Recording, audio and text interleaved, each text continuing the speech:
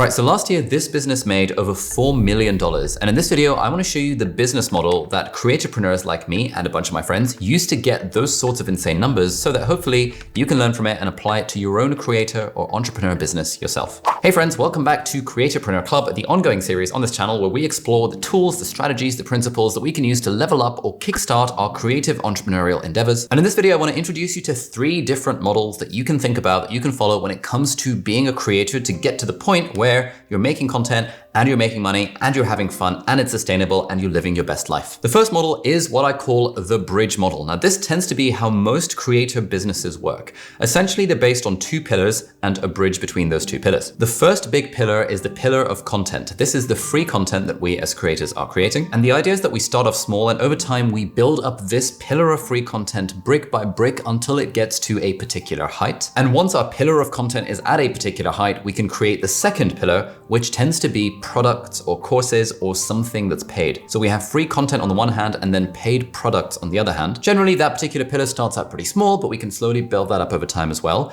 And then the bridge in the middle essentially is how do we bridge people from our free content over to our paid content? And in an ideal world, what this creates is a sort of flywheel. So you've got free content, the free content then funnels people over to the paid content, some of those people, and the people that pay for the paid content then generate revenue and profit for the business, which then helps fund the creation of free content. And one of the things that I like to think about is the 99-1-1 rule, which I think applies to my business and most other creator businesses as well, which is that 99% of the content is completely free for 99% of the audience, but 1% of the content is paid for the 1% of the audience that can afford it and that wants to buy that content. In my case, the free content is, for example, this YouTube channel, my second YouTube channel, my podcast, my newsletter, my website, my social media stuff, where we post like tons of free content. And I also put free content in the form of courses over at Skillshare. They're not sponsoring this video, but people can broadly access my courses for free with the Skillshare free trial. So I count that as like my free content offering as well, because it doesn't really cost anyone any money if they don't want to pay for it. Then we've got the pillar of paid content. And so there's 3 main kind of courses that I sell as the main paid content.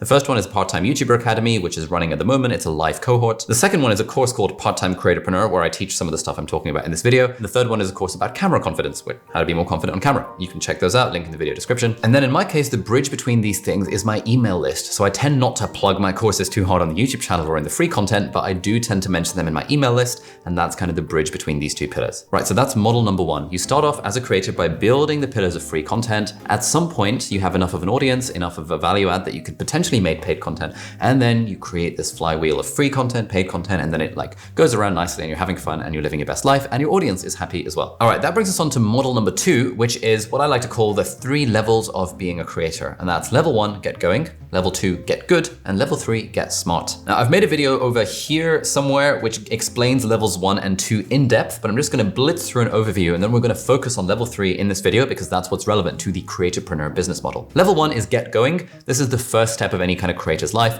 where the first thing you have to do is just actually get started making the thing. If you're starting a YouTube channel, it's gonna be shit in the first few weeks to months as you learn the skills of speaking on camera and knowing what a camera is and knowing how to use one and maybe using your phone and knowing how to edit and knowing how to storytell and all the different skills. Like you can never get good at them until you at least get going first. And I tend to find that people are often held back at this stage because they're worried, what's my niche? What's my target audience? I don't know what I'm gonna make videos about. But they fail to realize you just need to make videos about anything so that you can get going with making videos. And then you progress to level 2, which is where you get good. And that's where you actually get good at making videos. That's when you start looking at things like titles and thumbnails and hooks and storytelling and branding and like editing and production value and all of the different ways that you can make your videos better. And then once your videos are beyond level 2, and that's generally when you stop cringing at them, internally and externally, when you start getting some amount of traction, people seem to like your videos, you're getting engagement, you're getting comments, you're getting views, you're getting subscribers, or whatever the equivalent metrics of those are on whatever platform you're creating. Once you know that your videos are good enough, at that point, the gains come from level 3, which is getting smart. And usually between level 2 and level 3, there's a question that I like to ask people, which is that to what extent on the spectrum do you want to treat this as a complete hobby versus as a complete business? You can kind of treat it like both, but like if you had to choose, where would you lie on the spectrum? If you're doing it as a hobby, if you want to be a creator as a hobby, then at that point you can stop there. You're doing it for fun, you're doing it for yourself, you're doing it because you enjoy flexing your creative muscles and all that kind of stuff. And there's absolutely nothing wrong with that. But if you want to do it as a business and you want to make make money, then it stops becoming about you and it starts becoming about serving other people. Then you start doing what any other business would do in terms of like target market analysis and figuring out how to stand out and figuring out how to best serve your audience, because ultimately that's what a business is. A business makes money when it serves people. Similarly, a creator business makes money when it focuses on serving people rather than necessarily focusing on serving the interests of the creator themselves. And yes, there are always some people that are going to be there who seem to just be able to create the content that they want without any regard for the business side of things, and their channels or their Instagram pages or their TikToks or whatever manage to succeed and they manage to monetize it. But that's an unusual case. Usually, most of the creators that I know who have built sustainable, profitable businesses off the back of their creator business have done it quite intentionally. And that's kind of where level 3 Get Smart comes in. And that takes us onto model number 3, which is what I call the Creatorpreneur Business Model. And that's basically what I want to spend the rest of this video talking about, because that's where I think, if you're a creator and you've got maybe more than a couple hundred subscribers or the equivalent, at that point, like you've shown that you can make videos that are good enough to attract an audience of hundreds or thousands. And if you want to get those numbers up, or if you want to get your revenue numbers up, now it's about, in a way, treating your thing more like a business. Again, if you want to. If you don't want to, that's totally fine. You don't have to. You can do what you like. But if you want to treat it like a business, then here's one way of approaching it that I find particularly helpful and that my students on the YouTuber Academy and in my Creatorpreneur course also find helpful. So what is the Creatorpreneur Business Model? Basically, it's, again, 3 things. I love a good list of 3. There's workflow, cash flow, and outflow. And we're going to spend the rest of this video talking about those 3. The first one is workflow. Now, workflow has 2 main components, and that's strategy and systems. So when it comes to the strategy, basically the vibe is that you want to be thinking about your creator business as if it's a business. And so you want to figure out what is your niche. You want to figure out who is your target market, like who are the people you're actually trying to speak to. You want to figure out your value proposition. What is the value that you as a business are providing to your customers in a way? And again, like most creators don't think this way by default, but it is absolutely the way that most businesses think. And that's why, I'm trying to get more people to use this term creatorpreneur, because it's like a portmanteau, as they say, of creator and entrepreneur. And I think a lot of creators are more on the artsy creative side, but like applying a little bit of entrepreneurial thinking a little bit more like a business actually helps you really level up your creator business. Because again, if you want to make money from it, then we might as well start using the tools that businesses have been using for decades, if not hundreds of years. So within strategy, we want to figure out our niche. And there's a concept called the hedgehog concept, which was popularized by a chap called Jim Collins in the fantastic book, Good to Great. And basically he analyzed a bunch of businesses and looked at what is the difference between good businesses and great businesses. And he found this sort of hedgehog concept thing, which is basically what is the cross-section of the thing that you're really good at and you could be the best in the world at, the thing that the market will reward you for, and the thing that you personally are passionate about. And if you can find that intersection of those things, that is where you find the niche that's truly profitable. But if you're trying to go outside of that, and if you're trying to make videos about stuff you don't give a shit about, or if you're trying to make videos that there's no market for, which is unlikely, or if you're trying to make videos and you're just really bad at doing it, then you're unlikely to be able to succeed to the level that other creators potentially can. Next, it's about identifying your target market and basically what are the demographics and the geographics and psychographics, most importantly, of the people that you want to watch your content. The mistake that, again, creators make is trying to make content that appeals to everyone. This is a pretty niche video. It's a niche video where I talk about the business model behind creatorpreneurs. I would have been half tempted to not make this video and just make, I just need to make 3 productivity hacks because that's more general to a general audience. But hopefully the fact that you're watching this at this point means that you're getting some kind of value from it. And hopefully that means that, you might think, Ali knows what he's talking about. And what I'm sort of hoping is that maybe some of you watching this video will think, this sounds kind of interesting. I might want to check out his course, Creatorpreneur course, money back guarantee, by the way. So it's literally risk-free, but you can check it out if you want. And then you've got to figure out, how do you want to stand out in your market? Now, generally, again, the mistake creators make is that if you're a business, you would of course do a competitor analysis. You would do a market map. You would see who else is in your space. If I'm trying to make an Italian restaurant in the street corner,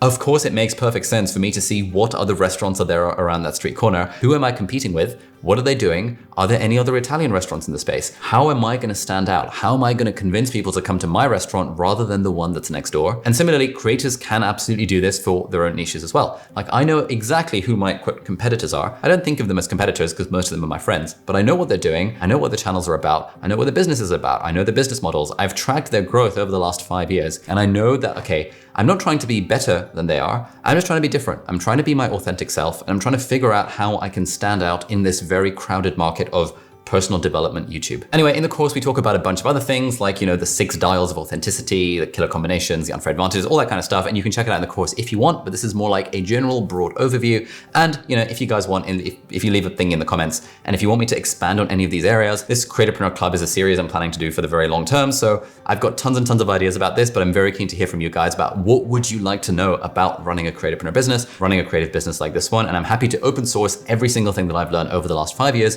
just to be able to help you guys out. Right, so that was strategy. Those are a few things that we want to think about in strategy. There's a few more, but like I said, it's in the course. The next bit of workflow is systems. So once you've figured out a strategy, the next part of getting smart is figuring out the systems so that you can leverage your own time appropriately. Now, this idea of leverage is really interesting. It's basically an idea of like, how can you create the most output with kind of minimal input on your own part, i.e. leverage as a force multiplier between your own inputs and the outputs of those things. And generally, when it comes to leverage, the way that you do that, or the way businesses do that, is by building systems. If, for example, you can map the process behind like, what is the process, what is the system that you're using to create your content and to create the value for your audience or your customers as a business, then you can tweak the different aspects of that production process, and you can figure out what are the areas where you can put in more effort, what are the areas where you can put in less effort, what are the areas in which you can use a template, for example. For example, for all of our videos, we use exactly the same assets in terms of editing. We use similar things in terms of video scripting and stuff. We have a similar system on Notion where we think about like how the content gets produced. And all of that stuff has been built up over time. And that's all the stuff I share in the course if you want to know more. But all of that stuff is built up over time so that it feels like less of a heavy lift every time I'm making one of these videos. A bunch of this stuff, incidentally, is what I learned when I hired a business coach. This business coach was charging,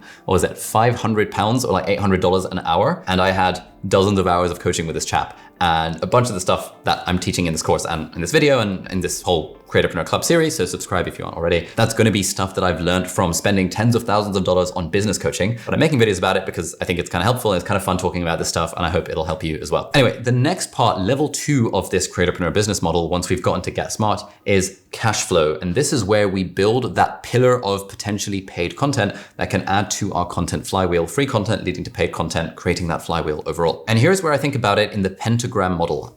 It's all about the models. It's all about the models. How do we take someone from being a stranger to being a fan, to being a friend, to being a prospect, to being a customer? So firstly, stranger to fan is basically free content. Like generally someone becomes a fan when they see enough of our content. And there's something called the 7-11-4 rule, which is basically where your audience needs 7 hours of interaction with you across 11 different touch points and across 4 different platforms to be at the point where they are ready to potentially buy from you. And that's a concept from this book, Oversubscribed: How to Get People Lining Up to Do Business With You, 2nd edition by Daniel Priestley. This is sick, by the way. It's one of the books I've most highlighted, and we took a lot of inspiration from basically teaching some of the stuff in this book within our course. Anyway, that's how you get people from stranger to fan, and you kind of already know that because at this point, you are a pro at creating content. Once they're a fan, we want to make them a friend. And the way I think of it is that the difference between a fan and a friend is a fan watches you on like a platform like YouTube, but a friend gives you their contact details. And crucially, that friend subscribes to your email list. And this is where we talk about, the bridge between the pillars of content, the free content and the paid content. And generally an email list is the way forward. Seth Godin has a concept called permission marketing. We don't want to oversell our products to our audience because that's just a bit scammy and a bit like not nice. But if they've given us permission to contact them via email and they've opted in and given us permission to tell them about our courses or about our products, at that point, we are doing a service by telling them what we have on offer rather than kind of shoving it and mentioning it in every single video and all of that kind of stuff that some people tend to do, which tends to not go down so well with an audience. One thing you can use to convert someone from a fan to a friend is by using something called a lead magnet. Now, we have a lead magnet that's set up for one of our courses. So basically, we have a 5-day completely free email course that teaches you how to be a creatorpreneur. And so if you sign up with a link in the video description, you can put in your email address, and every day for the next 5 days, I will send you an email. I won't actually send you the email manually, but I've written 5 days worth of emails. And the intention is that every single day I'm showing up in your inbox and providing value. And hopefully by day 5,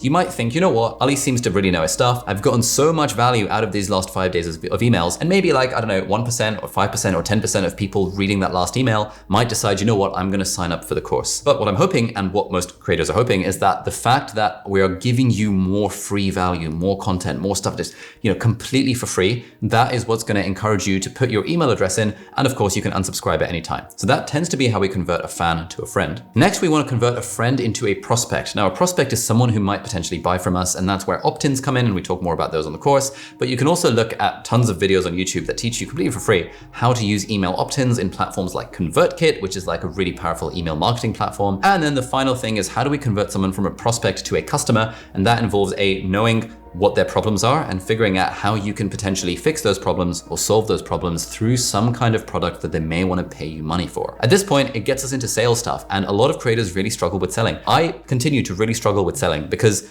in a way, as creators, we want to be out there providing value to our audience completely for free. And the thought of charging money for something fills a lot of people with dread. And I was super scared to do that when I first did that about 2 years ago with my part-time YouTuber Academy. But after speaking to a bunch of mentors and a bunch of friends and a bunch of creators who have managed to sell things, they all basically said that, yeah, everyone struggles to sell initially. But hey, you're running a business, you're providing value to people, you got a money back guarantee, you're not forcing anyone to give you their money. Some people genuinely want to pay money for a good service or a good offering or a good thing.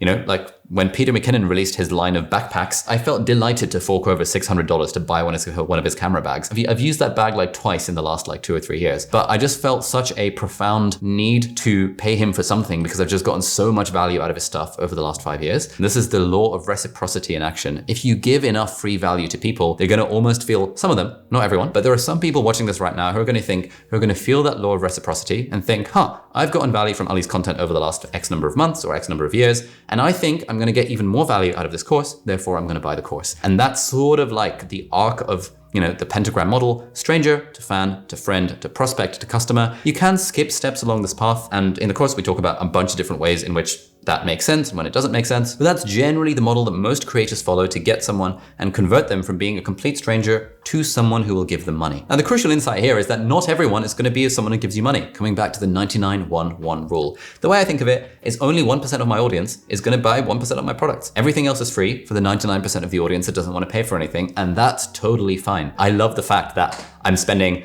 hours and hours and hours and hours and hours of my life every single week trying my best to create free content that's valuable for people, and the 1% of the audience or less ends up funding the whole business. And for me, the way I think of it is that, like, if I didn't need to make money to sustain the business, I would just make content for free. If I won the lottery, I wouldn't bother making any more courses. I would just chuck all of those on YouTube completely for free and just let everyone have them. Because in my mind, the only point of the paid products is to be able to sustain the business, to generate the free content, because the free content is the thing that I would be doing otherwise, even if I didn't need to make money. Anyway, once we've gotten through this whole cycle, we then get into the realms of product creation. Again, this is something creators struggle with, but like businesses have been solving this problem for generations. There's a bunch of business books that you can read. We talk about some of this stuff in the course, but I'll be doing more videos in this Creatorpreneur Club series talking about exactly how you can figure out what products to create for your audience, how we've done it for our courses that have grossed several $1 million, how we've done it in like a nice way, how you can offer guarantees, how you can like really genuinely deliver a fantastic customer experience. If you have any questions about that stuff, please do leave a comment down below and I'll be sure to make more completely free videos on YouTube about it. Like I said, it's in the course, but if you don't want to pay for the course, it's totally fine. I just want to try my best to kind of open source the knowledge I've got in my head over the last 5 years of doing this so that you guys can benefit from it. And then finally, the third part of the model is what we call Outflow.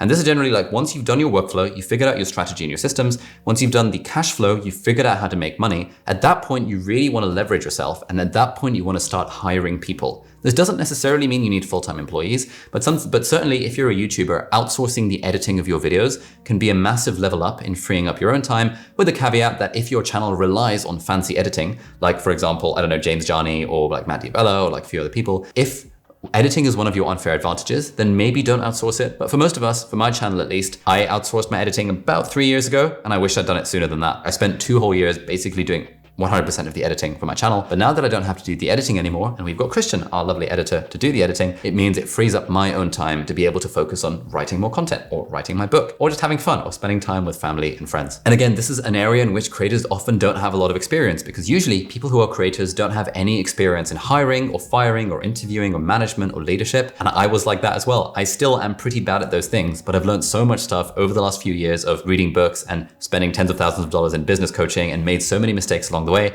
And again, those are all the things that I want to talk about in this ongoing Creatorpreneur Club series. So again, if you have any questions on that front, on how to hire, how to train, etc., some of that's in the course, but like leave a comment down below and I'll be sure to make a video about it as well. Anyway, if you've gotten to this point in the video, you might actually like to check out the course. We've had a bunch of testimonials about how amazing it is. It's super long, it's super in depth, and we do have a 30-day money back guarantee in it. So if you watch the course and you don't get value from it, you can just get your money back. It's like very chill. You just send us an email, you tell us that you didn't like the course, and we'll literally just give you your money back because if you don't get value from the course, we don't really want to keep your money. But anyway, that'll be linked down in the video description. That is called the Part-Time Creatorpreneur. So you can potentially check that out if you like. But either way, thank you so much for watching. If you'd like to learn more, then check out this video over here, which is more in depth about level 1 and level 2 of the 3-part method. Get going and get good. And this is more aimed at beginners, whereas this video was a little bit more intermediate to advanced. So check out this video over here. Thank you so much for watching, and I'll see you in the next video. Bye-bye.